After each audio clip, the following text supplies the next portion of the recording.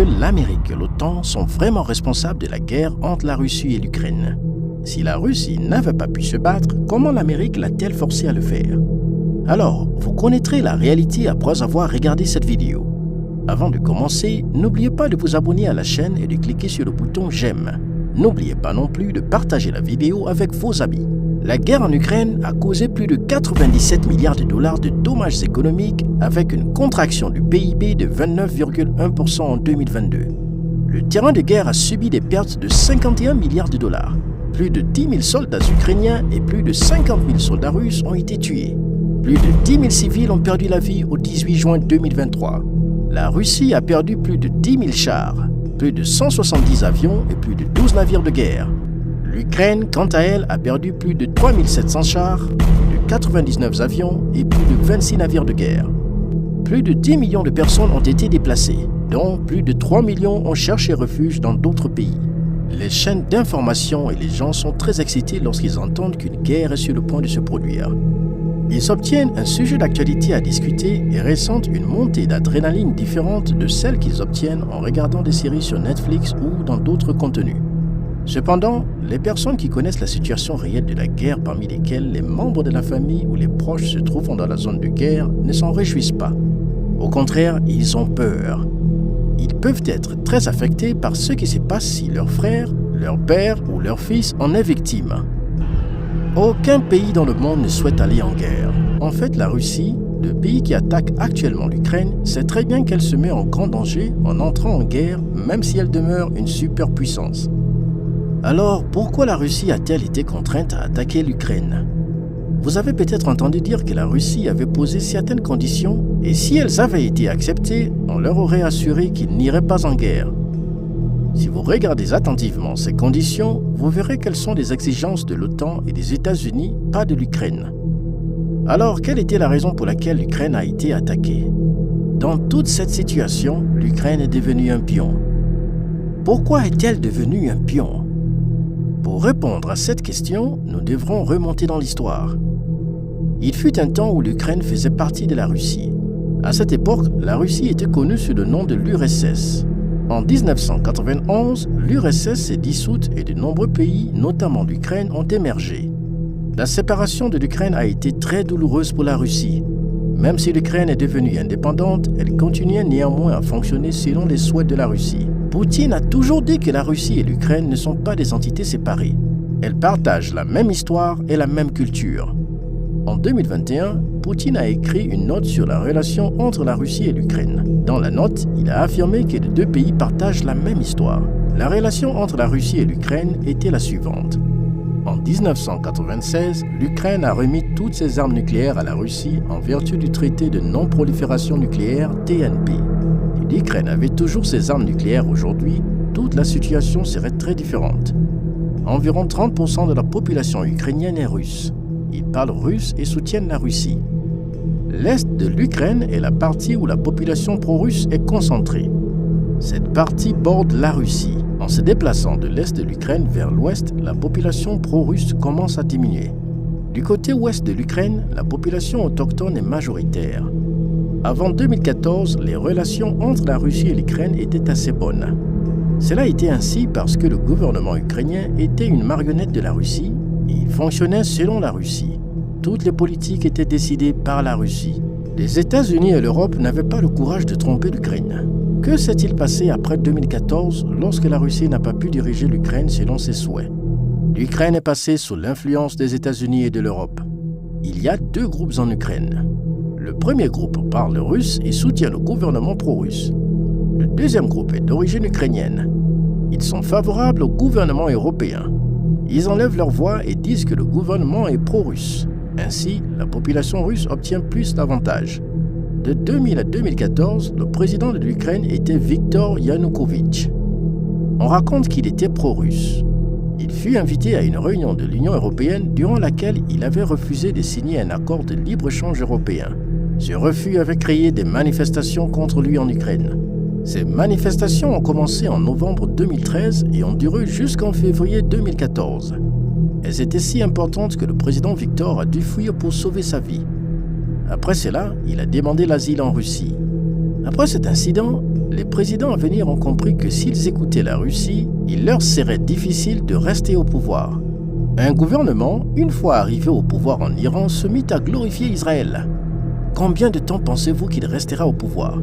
Maintenant, l'Ukraine avait deux options. La première était de rester dans l'ombre de la Russie, comme c'est le cas actuellement. La deuxième était de s'aligner avec les pays européens. Les partis politiques de l'Ukraine ont bien compris ce que la majorité du pays voulait. Après 2014, ils ont commencé progressivement à se pencher davantage vers les pays européens. La Russie a pu comprendre cela correctement et cela ne lui a pas du tout plu. La Russie est un très grand fournisseur de gaz naturel en Europe. Elle fournit 30% du gaz naturel à l'ensemble de l'Europe. Lorsque le gaz est fourni, cela se fait par le biais de gazoducs. Les pays par lesquels il passe doivent payer une redevance. Les itinéraires importants de ces gazoducs passent également par l'Ukraine. Jusqu'en 2013, l'Ukraine fonctionnait selon les souhaits de la Russie. Après cela, l'Ukraine a commencé à demander 33 milliards de dollars par an. Jusqu'en 2014, l'Ukraine était l'un des plus grands partenaires économiques de la Russie. Vous avez certainement dû entendre dire que la Russie a arrêté de fournir le gaz à l'Europe et que l'Amérique a commencé à fournir du gaz à cette dernière, mais à des prix très élevés. Après 2014, la situation a changé soudainement. La Russie voulait que l'Ukraine rejoigne l'Union économique eurasienne pour un accord de libre-échange, mais l'Ukraine l'a également refusé. La Russie s'est sentie éclipsée lorsque l'Ukraine a rejoint les pays européens. Le vrai problème a commencé lorsque l'Ukraine a montré un intérêt sérieux pour devenir membre de l'OTAN. L'OTAN, organisation du traité de l'Atlantique Nord, a été créée en 1949 après la Seconde Guerre mondiale. C'est un sujet différent, mais pour le moment, comprenez ceci. De nombreux pays ont signé un traité. Dans le traité, il était stipulé que lorsqu'un pays est attaqué, l'attaque sera considérée comme dirigée contre tous les pays et tous ces pays ripostent de manière collective. Tout pays qui devient membre de l'OTAN bénéficie des accords militaires combinés, d'implantation de missiles et du maintien de la sécurité. Si vous allez sur ce site, il est écrit « Maintenir la paix et la stabilité dans la région ». Mais tout le monde sait que les États-Unis et les pays européens ont créé l'OTAN pour contrer l'URSS et pour que cette dernière ne puisse pas capturer de petits pays. Lors de sa création, il y avait seulement 11 pays, mais maintenant il compte 30 membres. Pendant que l'OTAN augmentait ses membres en Europe occidentale, la Russie est restée silencieuse. Mais la Russie a commencé à être troublée parce que les États-Unis avaient une stratégie consistant à faire adhérer les pays d'Europe de l'Est à l'OTAN. La première chose est que le groupe des pays anti-russes devient de plus en plus grand. La deuxième chose est que les militaires et les missiles des États-Unis atteignent les frontières russes. L'Estonie, la Lettonie et la Pologne sont des pays situés près de la frontière. Si l'Ukraine devient membre de l'OTAN, alors les États-Unis pourraient lancer une attaque contre la Russie en 1 ou 2 minutes. Vous ne verrez pas l'Algérie ou le Maroc devenir membres de l'OTAN. Par contre, les pays qui sont près de la frontière de la Russie sont membres de l'OTAN. Peu importe que le pays soit petit, peu importe que ce pays suive ou non les directives de l'OTAN. Actuellement, l'Ukraine n'est pas éligible pour l'OTAN. Les directives de l'OTAN stipulent qu'il ne devrait pas y avoir des conflits frontaliers. Mais l'Amérique et l'OTAN sont prêtes à faire de l'Ukraine un membre. Biden disait qu'ils enverraient des forces en Europe de l'Est pour que les Russes ne prennent pas le contrôle de petits pays. C'est là l'objet de leur sécurité. S'ils se préoccupaient véritablement des petits pays, ils n'auraient pas abandonné l'Afghanistan du jour au lendemain. Maintenant, vous devez vous demander une base militaire construite près de la frontière du Royaume-Uni.